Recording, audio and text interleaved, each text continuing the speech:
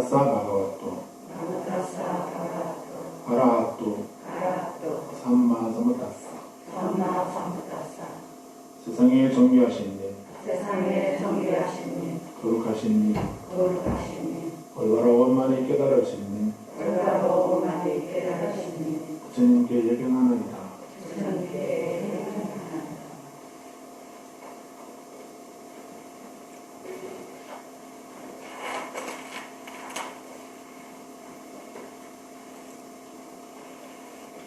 오늘은 인대공양 드렸습니다. 진실명령 돕기로 하겠습니다.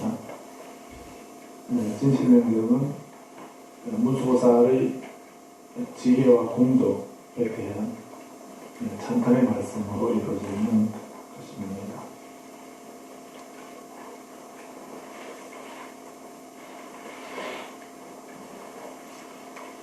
진실명령 17쪽을 보시면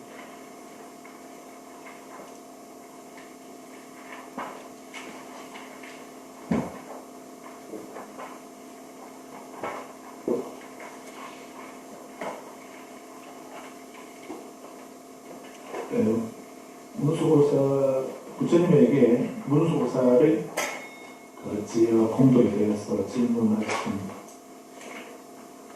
그 청법자가 금강수 보살이십니다. 금강수 보살은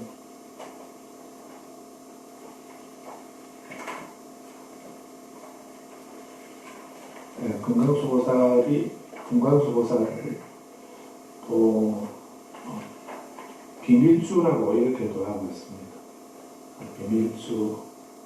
비밀주라고도 하고, 금강수 보살을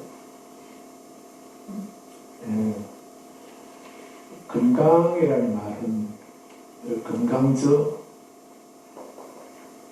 금강저라는 말도 있듯이 금강은 바스라 금강이라고 하는 말은 금강은 번개를 의미하는 그런 번개를 의미하기도 하고, 또 금강은 견고하고 날카롭다는, 또 신속하다는 이런 의미를 다 포함하고 있는 말이, 그런 말을 금강이라고, 바스라 금강이라고 이렇게 했습니다. 그래서 금강수 보살은 금강을 손에 쥐고 있는 분, 금강저를 손에 쥐고 있는 분이다, 그런 뜻입니다. 그래서 금강수라고 하고 또 지금강이라고 이렇게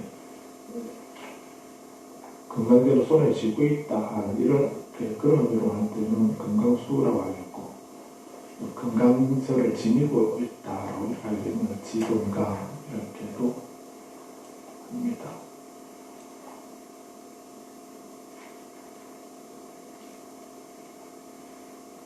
이번에 우리 법당에 관세보살님을 모셨는데,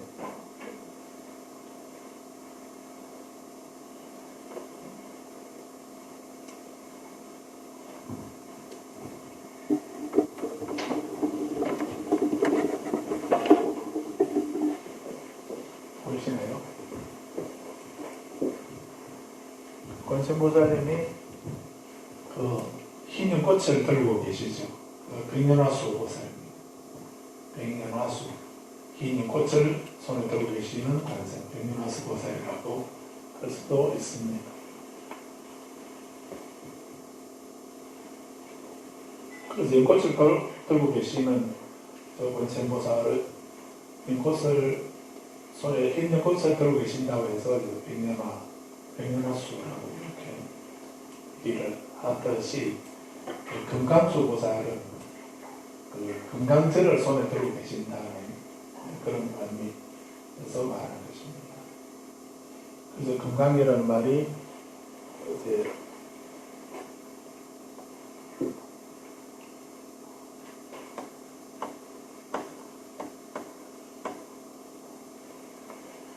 바스라라고 하는 이 말을 건강이라고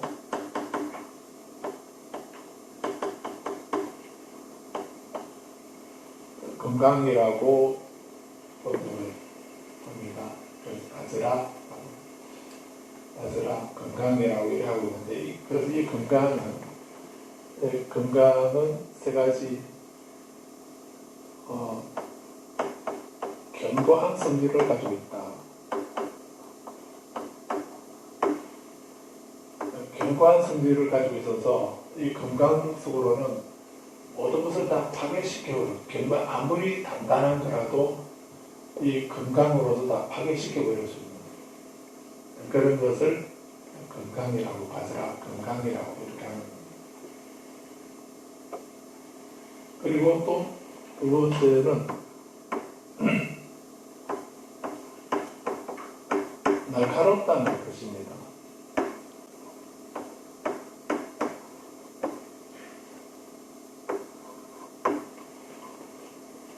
날카로워서, 아주 예리하고 날카로워서 무엇든지 다 베어버릴 수 있는, 아무리 미세하고 작은 거라도, 부드러운 거라도 다 베어버릴 수 있는. 그래서 취모금 이렇게 취모금이라는 이런 말이 있죠. 취모금. 취자는 분다는 뜻이거든요.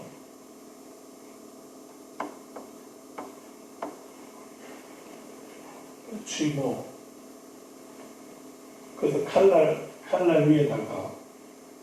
위에 머리카락을 올려놓고, 그리고 불면은 머리카락이 싹 잘라지는 겁니다.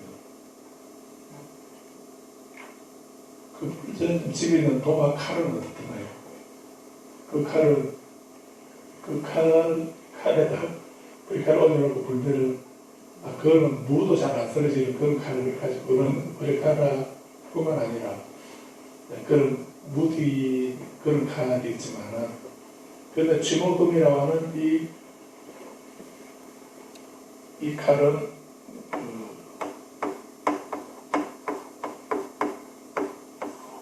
칼금잖아요.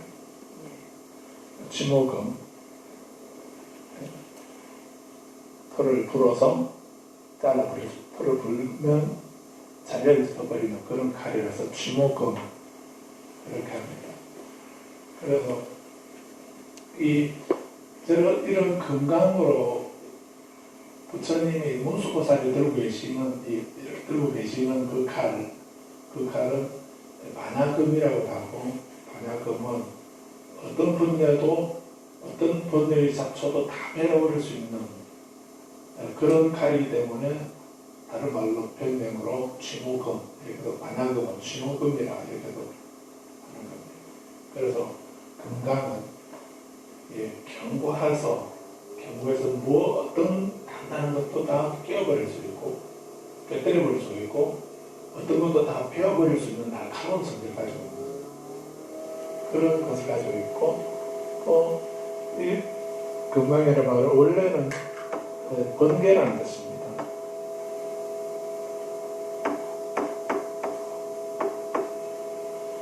번개라고 하는 뜻인데, 이 번개라는 말은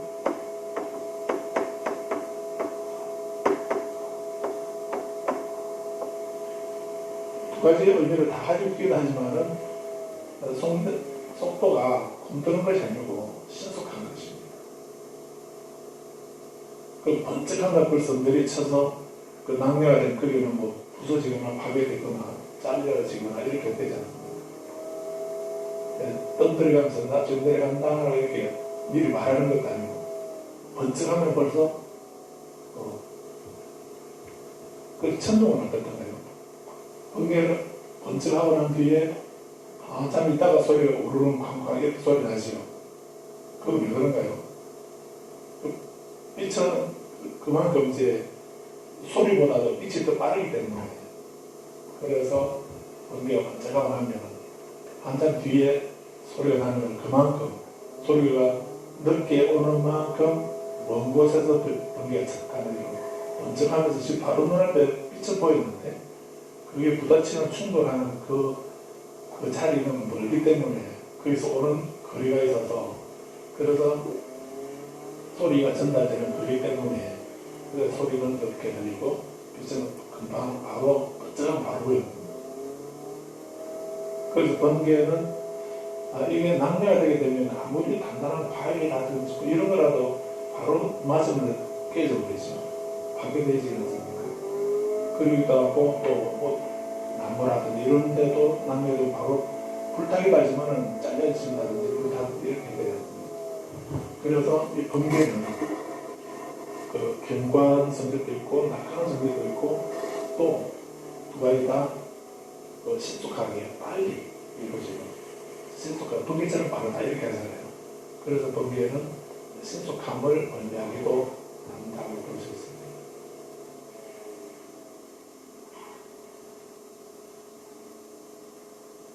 그래서 바스라라는 말이 원래는 번개라는 의미지만은 이렇게 우리에게 있는 그 악업이라든지 죄악이라든지 부정한 것이라든지 나쁜 거 안 좋은 거 그런 것이라든지 또는 우리가 바라는 어떤 필상한 좋은 원들 이런 것들도 빨리 이루어지기를 바라는 그런 우리 마음을 가지고 있지 않습니까?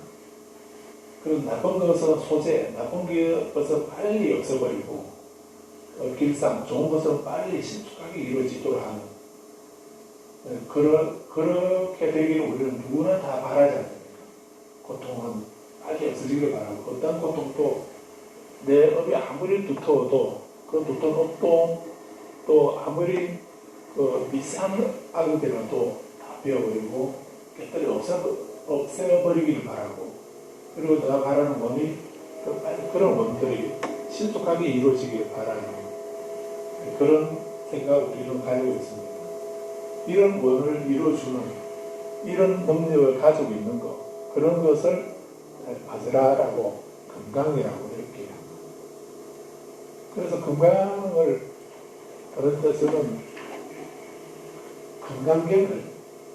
금강경이라 해서 금강경을 영어로 번역한 그 책을 금강경이 영어로 번역한 제목은 다이아몬드 수트라 이렇게 돼서 다이아몬드 경이로 이렇게 해놨습니다. 그래서 그 금강경에는 그러면 다이아몬드가 어떤 것이 다이아몬드, 진짜 다이아몬드는 어떤 거고 뭐 다이아몬드의 종류라든지 뭐 이런 거를 얘기해놨는가 그런 건 아니거든요. 그래서 우리가 금강경 줄여서 금강경 이렇게 할 때에 그 금강은 비유를 한 거죠. 어떤 무엇이 금강이라는 겁니까? 바냐바라밀이 금강이라는 의미죠. 바냐바라밀이 금강이라는 것이고, 그래서 금강이 그런 모든 것을 깨뜨려버리고 베어버리고 신속하게 깨뜨려버리고 베어버릴 수 있는 그런 힘을 가지고 있는 것, 그런 것을 그리고 우리 견고한 것을 깨뜨릴 수 있는 거, 그런 거는 가장 단단한 거, 이런 것은 뭐 다이아몬드가 가장 단단하다고 이렇게 하죠. 그리고 다이아몬드로서는 뭐 유리 같은 것들도 다이아몬드 쫙 끄면은 갈라지고 자를 수가 있다고 그러죠. 그 물질로서는 그 다이아몬드가 좀 비슷한 이런 성질을 가지고 있는 그런 물질이라고 생각이 되지만은, 그런데 그러면 금강경에서 그 다이아몬드 그거를 비유를 들었습니다. 그 다이아몬드를 비유를 든 것이 아니고 그것이 가지고 있는 성질을 말하는 겁니다. 이런 속성, 이런 것을 말할 것이고, 이런 어떤 능력을 가지고 있는 것이 무엇인가. 그 다이아몬드 좀 비슷하긴 하지만 지금 우리가 보는 그 다이아몬드 그거를 말하는 건 아니고요. 그 다이아몬드 그것을 금강이라 한 것이 아니고, 우리가 금강경 또는 금강수 할 때 이 금강이라는 말은 이런 성질을 말하는 것입니다. 이런 성질을 가지고 있는 어떤 뭐라고 말할 수는 없지만 이런 성질을 가지고 있는 그것을 금강이라고 바스라다고 하자고 해서 비유를 한 거죠. 그래서 반야는 금, 은, 칠보 있지 않습니까? 금, 은, 유리, 자금한호 하는 사모호박, 진주 이런 그런 칠보를 가지고 그런 것 중에 최고가 다이아몬드다. 이런 의미로 다이아몬드라는 바스라는 금강이라는 말을 쓴 것이 안전한데 그런 건 상관없습니다. 그런 것이 뭐 귀하다든지 비싸다든지 뭐 하는 이런 그런 걸 두고 하는 말이 아니고 그 금강은 견고하고 신속하고 견고하고 날카로운 이런 성질을 가지고 있는 그런 것을 그런 능력을 그런 작용을 힘을 가지고 있는 것을 금강이라는 거라고 보시면 됩니다. 그럼 이렇게 견고한 것으로 무엇을 깨는가? 무엇을 깨는 거죠? 깰 수 있는 가장 단단한 것이 가장 단단한 것 어떤 것이 가장 단단하나요? 가장 단단한 것은 뭐 바위나 이런 것보다도 더 단단한 건 어떤 건가요? 업장이죠. 업이고 건이 아닙니까?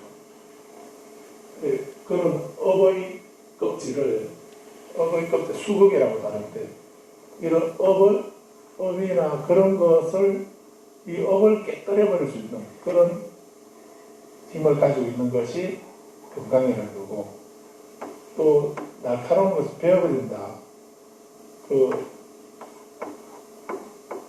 보통 우리는 무명초라는 말, 이런 말 들어보셨나요?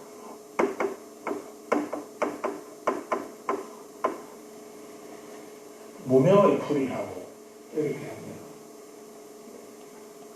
무명초, 어떤 거는 무명초잖아요. 우리가 하는 건 무명초라거든요.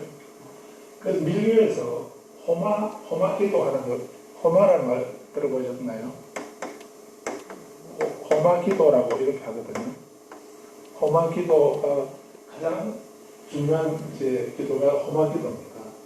이 호마기도 할 때는 호마는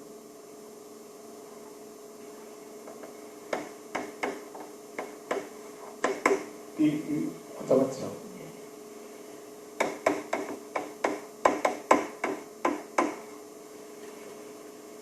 산마잖아요. 호마라고 해요. 서역에서 나는 마상시를 말하거든요. 그러니까 이 기도를 인도 힌두교에서 이 호마 기도를 할 때는 불을 피워놓고 나무에 장작에 불을 피워놓고 거기서 막 주문을 외웁니다. 진언을 외우고 불을 피워놓고 진언을 외우면서 그 불 속에 이제 상시 다시 보셨나요? 상시 간 자잘하죠. 그런 우리 참깨 같은 거, 참깨나 하는 그런 곡식이나 참깨나 상시나 이런 그런 작은 그런 씨앗이나 곡물류를 불에 던지는 겁니다. 불에 던지면서 진언을 외우고 하는 기도가 호마기도. 그래서 이제 그렇게 장작을 쌓아놓고 또 그 장작도 나무 장작만 하면 되고요. 주로 가능 최대한 독이 없는 버드나무라든지 이런 걸 실내에서 독이 있는 나무를 태우게 되면 그 독성에 가스에 중독될 수도 있고 그래서 위험하기 때문에 그렇게 불을 피웠을 때 독이 안 나오는 독가스가 안 나오는 그런 나무를 다 쌓아놓고 태우는데 그런데 그렇게 쌓아놓고 기름을 붓고 불이 잘 붙도록 기름을 붓고 이제 불을 붙이고 이렇게 하는데 티베트에서는 오래도록 수행한 소위 말하는 도인들은 그냥 성냥불로 불을 붙이는 것이 아니고요. 앉아서 앞에서 선정의 힘으로 바로 불을 붙여버립니다. 불을 붙이기도 한다고 합니다. 그리고 우리가 하면 그냥 모닥불로 이렇게 불이 타는데, 불꽃이 오르는데, 그 선정의 힘으로 이제 그 본래 나무가 가지고 있는 그 재료가 탈 수 있는 그 불꽃보다 더 천장에 닿을 정도로 불이 팍 타오르더라. 이런 능력도 있다고 합니다. 그런데 그런 것은 이제 개인차가 있긴 한데요. 호막기도의 중요한 것은 그런 그 불을 피울 때 거기에 곡물 하나하나는 그냥 곡물이 아닙니다. 실제로 불은 지혜의 불이고 반야화 지혜의 불이고 그게 던지는 곡물들은 큰 걸 안 던지고 자잘한 씨앗이나 곡식들을 이렇게 던지거든요. 그렇게 하는 것은 그 자잘한 참깨씨나 삼씨라든 이런 그 자잘한 그 씨앗 하나하나는 뭘 의미하겠습니까? 그거는 우리들의 번뇌를 의미합니다. 그래서 밀교 수행은 그 다른 일반적으로 우리가 사마타나 이파사나 수행이나 우리 연구를 하거나 이렇게 하게 되면 그냥 앉아서 관상으로 생각으로 이렇게만 하는데 그렇게 생각으로 마음으로 수행하는 이런 것이 일반적인 기도 방법이라 한다면 밀교 수행은 그런 일반적인 그런 마음을 하는 수행을 바탕으로 실제로 번뇌를 없애면은 그 곡식을 불에 태우면서 그러면서 이렇게 생각은 내 번뇌를 그 곡식을 그 모닥불에 던져서 태우는 것처럼 저 모닥불은 부처님의 지혜의 불이고 부처님의 지혜의 불에 그 곡식 하나를 내 번뇌고 무명 악업이기 때문에 부정하고 안 좋은 일 그런 것을 거기다가 가탕을 해서 그 불에 태우면서 그것이 없앤다라고 하는 이런 생각을 그런 관상을 하면서 하는 기도가 호막기도입니다. 그러면 그냥 하는 기도하고 이런 실제로 그렇게 일로서 이와 사에서 이치로 마음으로 이와 사 실제로 이사 이렇게 할 때 그냥 우리 마음으로만 이렇게 하는 기도하고 관상으로 기도하는 거하고 실제로 그렇게 불을 피워놓고 부처님의 지혜의 불로 이 번뇌를 없앤다라고 그런 생각만 하고 하는 거고 앞으로 뜨거운 불을 막 피워놓고 거기다가 공물을 지어다니면서 이게 내 번뇌를 이렇게 다 잡은다라고 이렇게 생각하는 거하고 좀 그 마음가짐이나心이 좀 다르겠죠. 네, 금강산타 이번에 동지기도를 하는 동지기도 전에 불자님이 이제 동지 때까지 지금부터 시작하셔서 동지 때까지 금강산타 백자신을 1000번을 외우겠다라고 원을 세우고 정리를 하십시오. 그리고 이제 불자님이 그 다른 외우는 거는 개인적으로 지금부터 하든지 언제부터 나도 아무튼 동지 전까지는 그렇게 1000번을 외운다라고 생각하시고 참여 기도로 그렇게 하시고요. 그리고 이제 그 회양은 동네 나오셔서 그렇게 할까 합니다. 근데 금강산타 백자신은 그 기도문 보게 되면 우리가 그렇게 뭐 21번 외우든지 7번이나 21번이나 100번이나 이렇게 외우고 난 뒤에 그렇게 외우고 나면은 금강산타 보살이 뭐라고 하나요? 그렇게 금강산타 진을 외울 때에 금강산타 부처님이 보살이 나에게 그 하얀 감로수를 부어주신다라고 두 가지 방법이 감로수를 부어주시는데 그 감로수가 내 정수리를 통해서 내 몸 안으로 들어온다라고 관상을 하는 겁니다. 그래서 몸 안으로 들어와서 그 내 몸 안에 있는 부정한 것을 다 씻어버립니다. 그 감로수로서 물은 씻어버리는 거니까 그래서 그 내 몸 안에 있는 부정한 것을 다 씻어가지고, 근데 씻게 되면 금강살다 부처님이 부어주시는 감로수는 우유빛 같은 흰색인데, 근데 그 흰 감로수가 내 몸 안에 들어와서 내 악업을 씻게 되면 악업의 양만큼 그 물이 흰색이 되겠습니까? 검은색이 되겠습니까? 아마 검은 정도가 아니고, 이 그물이 한 정도가 아니고, 아마 칠흑처럼 싹한 물로 바뀌겠죠. 그런 물, 그러니까 거기에 씻어준다는 생각까지만 하면 안 되는 겁니다. 그럼 그 씻은 물을 어떻게 하죠? 그 씻은 물을 어떻게 하죠? 그러니까 그 관상을 한 번 하면 안 되는 것이, 그 뒤처리까지 완전히 다 깨끗하게 끝내야 되는 겁니다. 하다가 말면 안 되고. 그래서 우리가 이게 빗나가는데, 부처님을 뵙겠다는 것이, 부처님은 초점이 모시잖아요. 도량을 청정리하고, 이게 모출륜 강차지 삼보와 천신들이 여기에 강림하십시오 라고 이렇게 초청하잖아요. 그렇게 하고, 그렇게 오시게 되면 오신 부처님에게 우리가 준비한 공양을 공양 드리고, 그리고 제가 이 공양 왜 드리는 줄 아시죠? 그래서 이런 소를 들어주십시오라고 또 축원하고, 그러고는 축원하고 난 뒤에 이제 회양을 하잖아요. 이제 부처님은 본래 계시는 곳으로 돌아가십시오라고 이렇게 회양을 하거든요. 그래서 우리가 불공하는 것이 손님을 초청해서 대접을 하고 다시 돌려 보내고 하는 그런 순서가 똑같은 겁니다.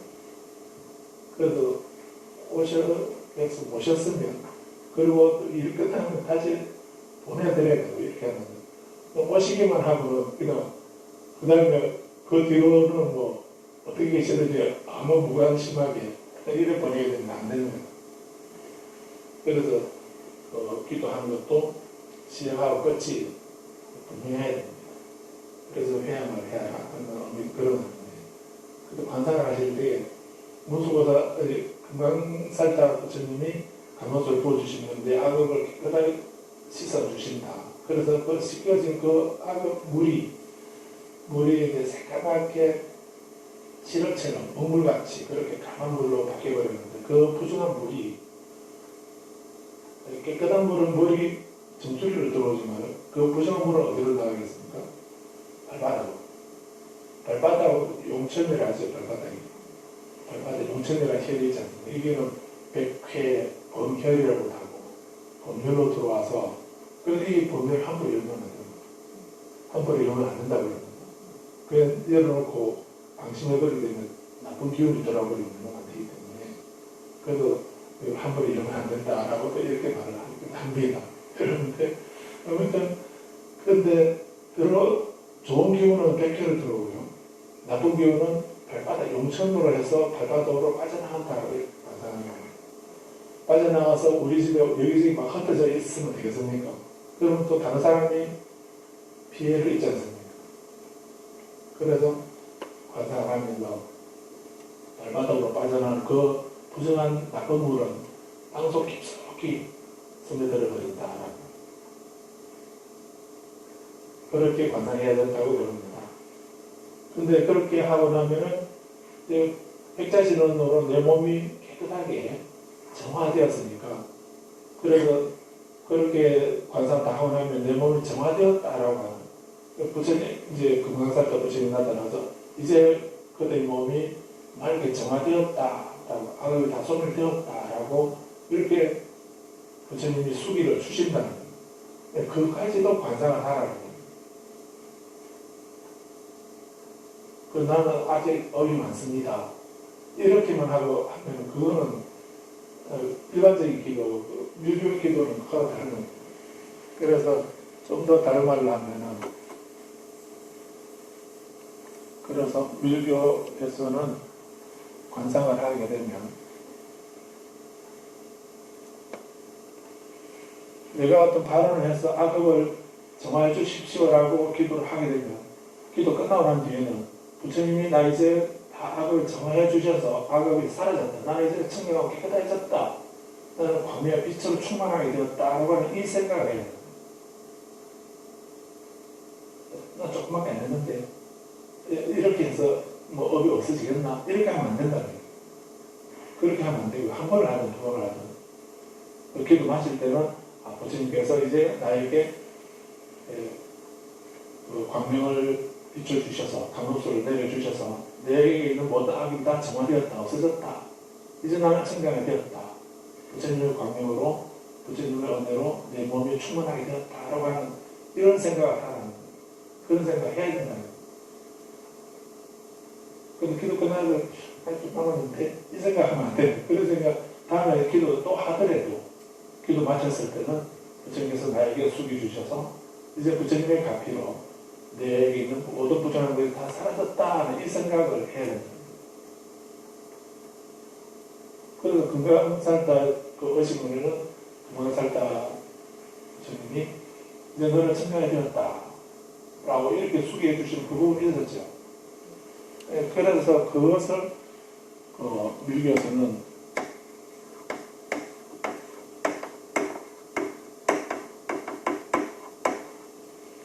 불만을 가져라. 그것을 불만이라고 합니다. 예, 교만할 만자인데요.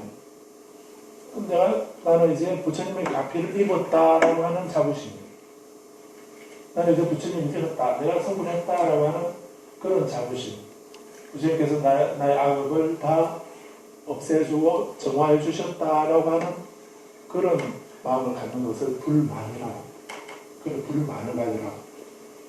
이런 불만을 갖는데 불자는 어떤 불만 갖나요?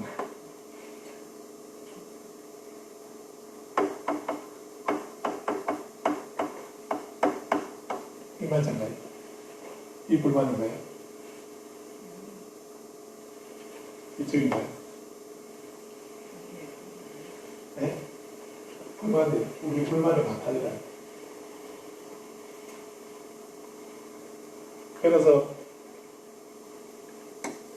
우리 불평불만할 때 내가 꽉 차지 않지요. 내가 뭐가 부족하다 아니다라고 하는 이런 생각. 그런 불평불만하는 그런 불만 맞지 맞는 모르겠는데 아무튼 그런 불만은 많이 가져서 부생불자 이 불만은 우리가 안 가져오셨죠. 그런데 또 사실은 두 가지 의미가 있긴 한데 아무튼 그 불만을 가져 나는 부처님 가피를 입었다라고 하는 그런 확신, 그런 자부심을 갖는 것 이런 것이 필요하다. 그래서 이제 나는 부처님 가피를 입었기 때문에 이제부터 어떻게 말해야 됩니까? 누구로서 말해야 되나요? 중생으로서 말하는 것이 아니고 부처님으로서 부처님을 말을 하고 중생의 행동하는 것이 아니고 부처님의 행동을 하고 중생의 그런 욕심에 가득 차 있는 생각을 하는 것이 아니라 부처님의 생각을 하는 거예요. 그럴 때 우리들의 신구일은 삼밀이 되는 것입니다. 그렇게 하는데 아무튼 이게 좀 많이 빗나갔습니다. 여기 날카로운 것이 무엇을 배는가? 무명초를 배는 겁니다. 이 무명초는 우리들의 번뇌를 말하는 거거든요. 번뇌의 풀을 날카로운 칼로 베어버리고 악업의 갱관업 덩어리를 금강석으로 깨뜨려버리고 번뇌의 무명초를 베어버리고 그리고 그 속도는 신속하게 지금 바로 여기에서 바로 신속하게 깨뜨려버리고 베어버리는 업의 덩어리를 깨어버리고 무명을 베어버릴 수 있는 없애버릴 수 있는 그런 물질이요. 그리고 이런 것을 가지고 있는 것은 신물질이죠. 신물질 아닐까요? 이런 물질이 있나요? 이런 성질을 가지고 있는 것, 이런 업의 덩어리를 깨어버리고 무명의 풀을 베어버릴 수 있는 이런 성질을 가지고 있는 물건이 어떤 게 있겠습니까? 어떤 물질로서 이것을 깨어버리고 베어버릴 수 있겠습니까? 단단한 유리야 금강석으로 자꾸 갈라진다 하더라도 우리들의 악업의 덩어리는 이건 무엇으로 깨지고 그리고 머리카락이야 뭐 여기 후불면 베어질 수 있는 그런 날카로운 칼이 있다 할지라도 그런 머리카락이나 뭐 이런 부드러운 이런 것은 그런 거는 뭐 배울 수 있다 하더라도 우리들의 무명 번뇌를 뺄 수 있는 칼은 어떤 칼로 뺄 수 있나요?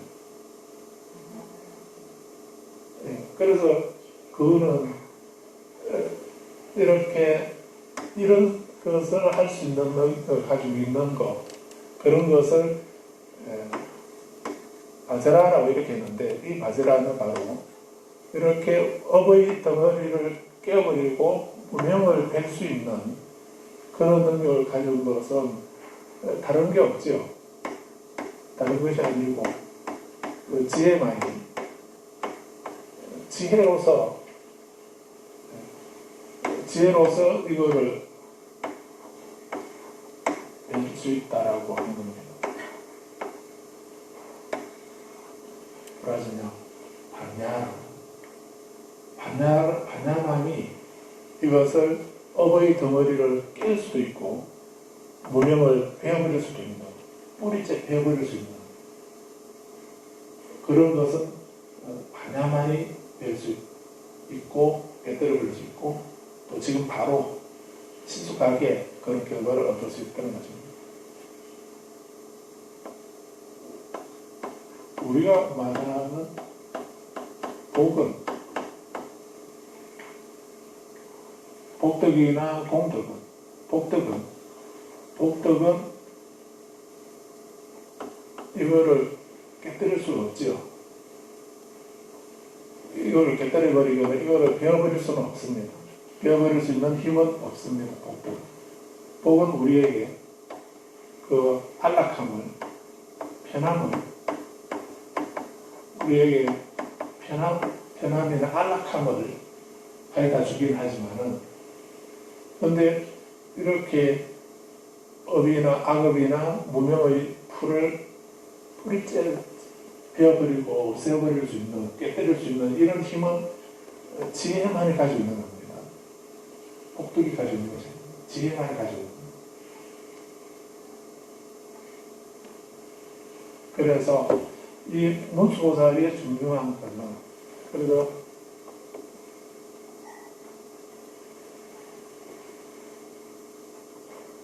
지혜는 그런 것을, 이런 성질을 가지고 있는 것인데, 건강은.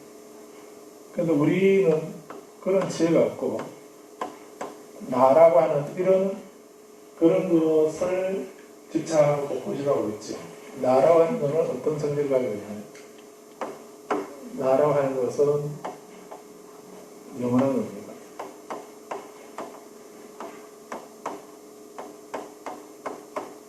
그리고 상이라고 합니다.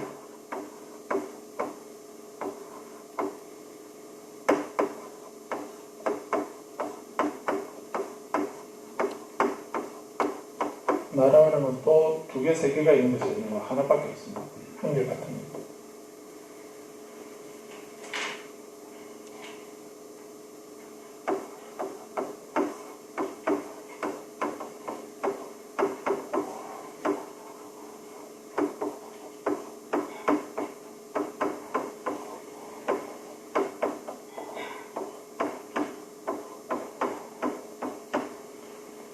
우리가 나라고 하면은 어떤 성질을 가지고 있는 것을 말하는가?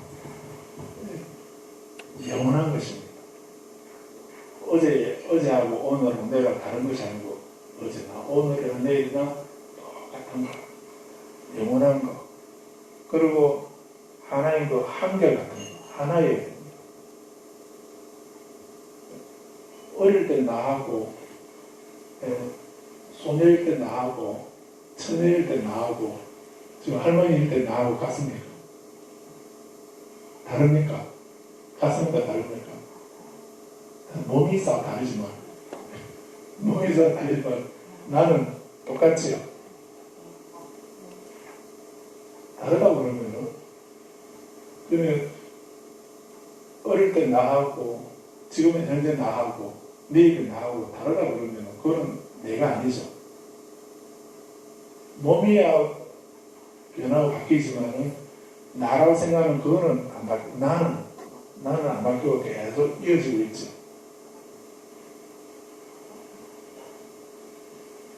아닌가요?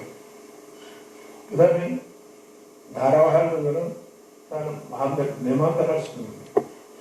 내 마음대로 할 수 있는 거. 이런 거를, 이거는, 영원한 거는 상이라고 그러고, 하나인 것은 한 일자, 하나라고 그러고, 또, 마음대로 할 수 있는 예는 또 주제성이라고 이렇게 말하지. 마음대로 하는 거, 마음대로 할 수 있다. 이렇게 해라, 이렇게 되지 마라, 이렇게 되어라, 이렇게 할 수 있는 거. 이런 성질을 가지고 있는 거를 알아야 하는 겁니다. 근데 이 세상에, 우리가 살고 이 세상에 이런 세 가지 의미를 다 가지고 있는 것을 알아야 하는데, 이 세 가지 성질을 다 가지고 있는 것이 있습니까?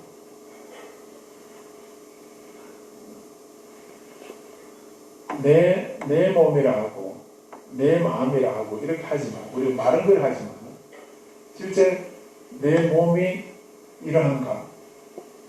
내 몸이라, 아심, 내 몸이라고 하지만은, 내 몸이 영원하던가요? 다르지, 바뀌지 않습니다. 내 몸이 하나, 내 모양은 하나이지만은, 근데 우리 이 하나는 한결 같다는 이런 의미도 있거든요. 한결 같다는 거. 그러지 않습니다. 만약에 하나라면은 건강하면 늘 건강해야 되는데. 근데 내 몸이 하나인, 내 몸은 하나인데, 근데 실제 보면 어제 몸 다르고 오늘 몸 다르지 않거든요. 그게 하나가 아니죠.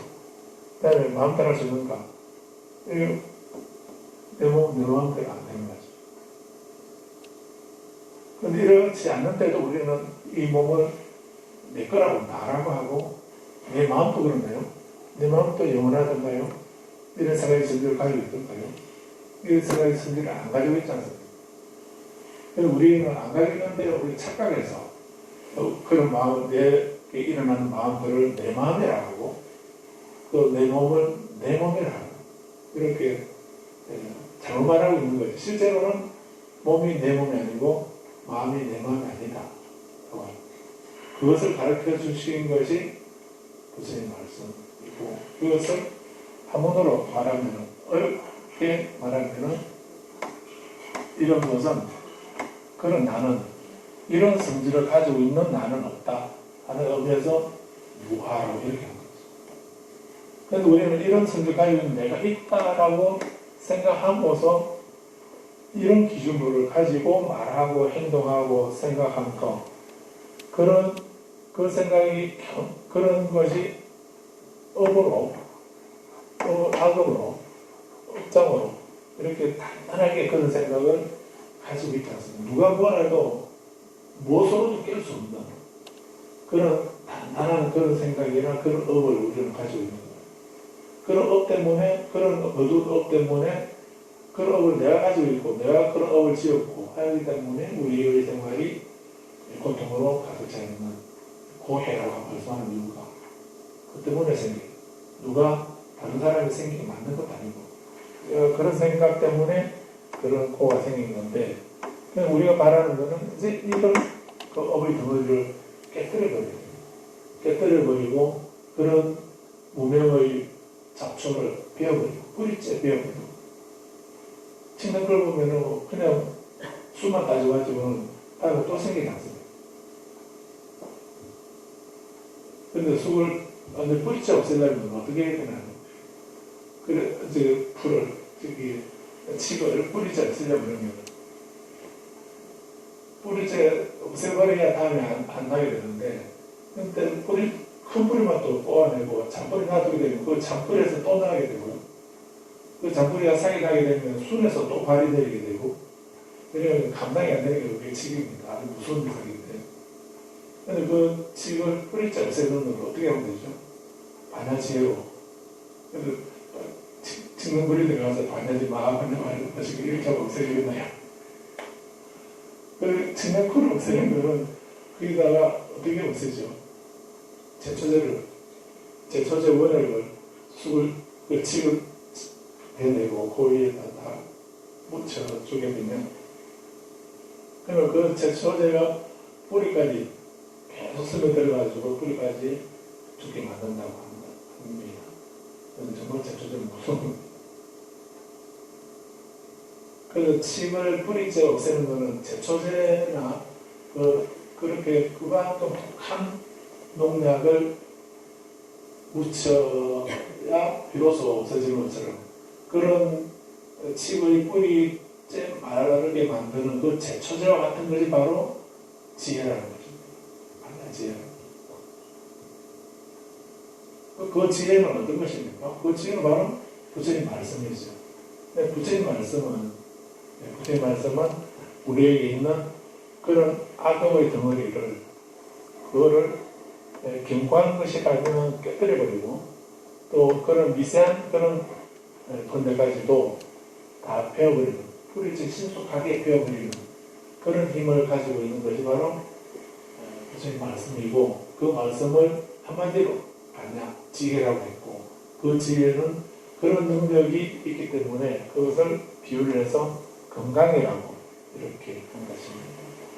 그래서 건강수라고 이렇게 말하는 것이 건강수보살은 그런 건강제를 손에 쥐고 있는 분 이런 의미에서 건강수 또는 지건강하면 바스라다라 이렇게 하게 되면 지건강이라고 말합니다. 근데 건강제를 지녔다라고 할 수 있고 건강제를 손에 쥐고 있다 하면은 건강수 바스라파니 이렇게 하게 되면 건강수 이렇게 하는 겁니다. 그래서 문수보살에게 질문하신 분이 이제 금강수보살인데, 그럼 금강수보살이 또 다른 어떤 금강수보살 따로 계신다라고 이렇게 생각하셔도 되지만은 두 가지로 이해하셔도 됩니다. 실제로 무슨 행상을 한 금강전을 손에 들고 계시는 그런 금강수보살이 계신다라고 생각해도 되지만은 금강수보살이 이제 문수보살의 공덕에 대해서 부처님께 질문을 하신 이유는 부처님의 말씀은 바로 한마디로 줄이면 지혜이고 그 지혜를 인격화한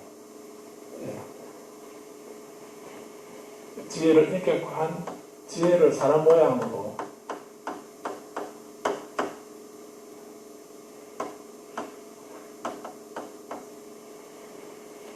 지신이라 요래 지신이라 이렇게 했습니다. 문수보살은 누구인가? 요래 지신이다. 부처님의 지혜의 몸이다. 지혜에서 생긴 몸이다. 이렇게 말을 하고 있죠. 그래서 문수보살이 머리를 두 가닥 이렇게 묶고 계시는 것은 진재와 속재를 의미하는 그런 의미에서 지혜 중에 진재와 속재 이런 의미를 나타낸 걸로도 볼 수 있고요. 저기 우리 티벳에 전해지고 있는 저 문수보살은 왼손에는 꽃 위에 반야경이 올려져 있고 그리고 오른손에는 칼을 들고 계실 겁니다. 그래서 그 반야경 그리고 그 경전의 작용을 칼로 나타내서 칼이 모든 것을 뿌리째 베어버리는 그런 의미로 문수보살이 칼을 들고 계시고 그 칼의 본체는 반야 경전이기 때문에 경전이고 반야이기 때문에 그래서 오른손 꽃을 들고 계시고 그 꽃 위에 반야경이 놓여있는 그런 모습으로 그려져 있는 것입니다. 그래서 문수보살은 대신 저렇게 문수보살을 우리나라 중국이나 우리나라에서는 머리를 묶고 있는 그런 문수보살이 일반적이고 티벳에서 저렇게 칼을 들고 계시는 그런 문수보살로 조성을 하고 있습니다. 같은 분인데 사실은 이 머리를 묶고 있는 문수보살은 대일경이라고 하는 밀교경전 거기에서는 이제 그 묶고 있는 문수보살을 얘기하고 있고 금강정경에서는 저렇게 칼을 들고 계신 문수보살 상을 말씀하고 있습니다. 그래서 그 경전 근거가 그렇게 다르다라고 이해하시면 되겠고 그런데 모양은 모습은 다르더라도 그 본체는 문수보살의 기본은 지혜를 상징하는 것입니다. 그래서 머리를 묶은 것도 이제 두 가닥을 묶기도 하고 다섯 가지를 파스칼하고 묻기도 하거든요. 그러면 5개 문수, 2개 문수 이렇게도 말하는데 그다 지혜를 상징하거든요.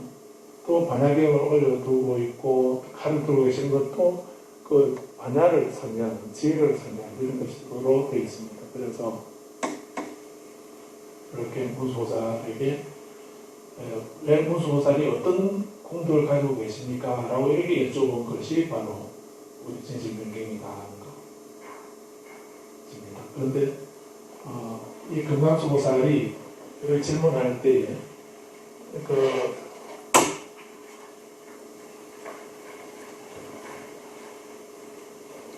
금강수보살이 부처님에게 문수보살의 그 의미를 몰라서 질문한 게 아니죠.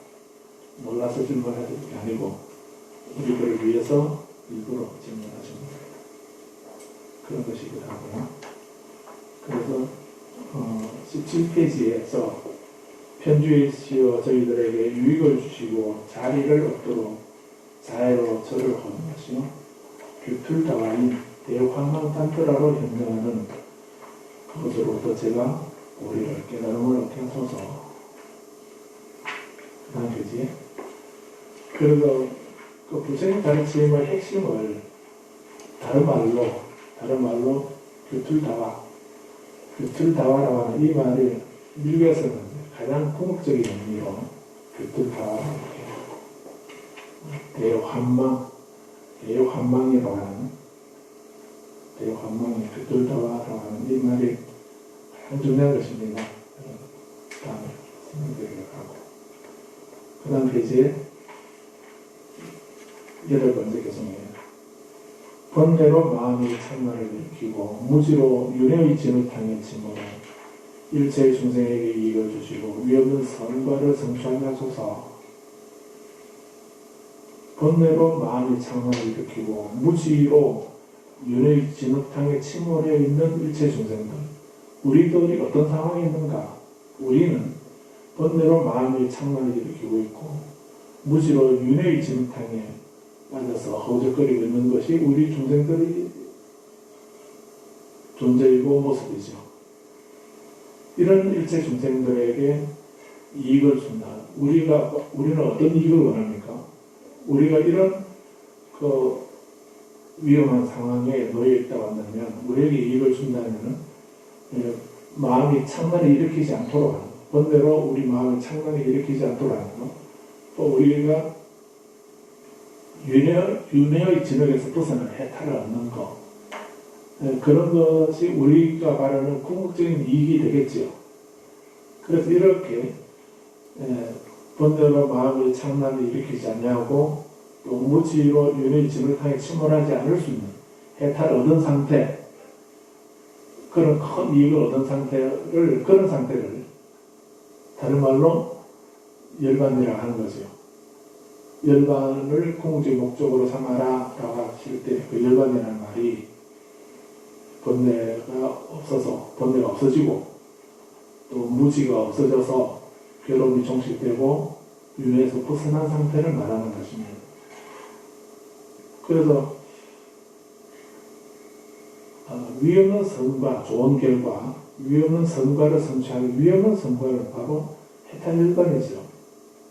더 쉬운 말로 바꾸면은 극락왕생이라는 말이고요. 해탈열반을 하는 것입니다. 극락왕생은 다음 생에 가는 걸로 생각할 수도 있지만 금생에도 여기 어떤 고통도 없는 행복한 상태가 됐다고 한다면 나는 지금 정토의 삶을 살고 있다 이렇게 할 수 있지 않습니까? 그래서 이렇게 번뇌로 마음이 창란을 일으키지 않게 하고 무지로 윤회의 진흙탕에 빠져서 허우적거리지 않도록 하는 것, 그렇게 하도록 하는 그 길을 일러주신 분이 부처님이시고 그 길을 일러주신 분이 부처님이시고 그 길은, 그 방법은 부처님께서 일러주신 그 말씀을, 그 길을 한마디로 말하면 반야지혜라고 이렇게 하는 것이고,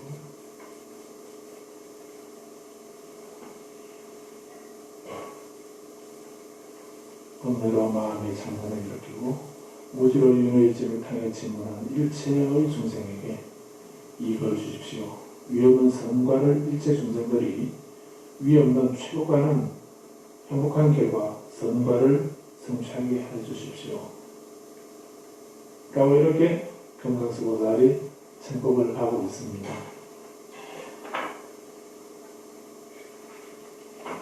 이렇게 되겠습니다. 그래서 문수보살 70명경은 그냥 전원처럼 외우셔도 됩니다. 전원처럼 한 달에 한 번이라도 이렇게 걱정을 하시고 그러시면서 이제 불자님이 문수보살의 가피를 입어서 불자님이 원하는 그 소재와 길상을 성취하도록 하시기 바랍니다. 소재 길상을 이루어주시는 분이 누구인가? 다른 분이 없습니다. 문수보살만이 할 수가 있습니다. 그러면 문수보살은 누구입니까? 부처님 가르침이고 그 부처님 가르침을 실천하는 것만이 부처님 가르침 이외에 달리 이렇게 내가 바라는 그런 원을 이루어줄 수 있는 분이 따로 계신다고 한다면 그러면 불교가 아니다 할 수 있죠. 부처님 가르침 이외에 다른 방법이 없습니다.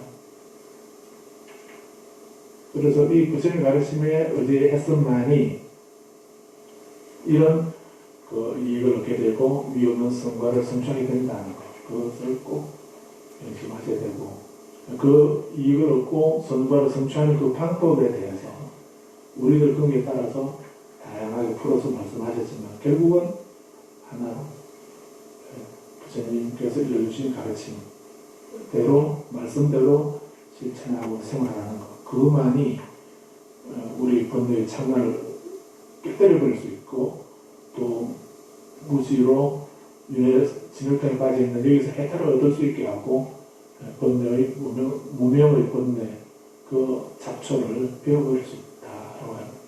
그렇게 이런 이익을 주시는 분은 부처님 말씀밖에 없다.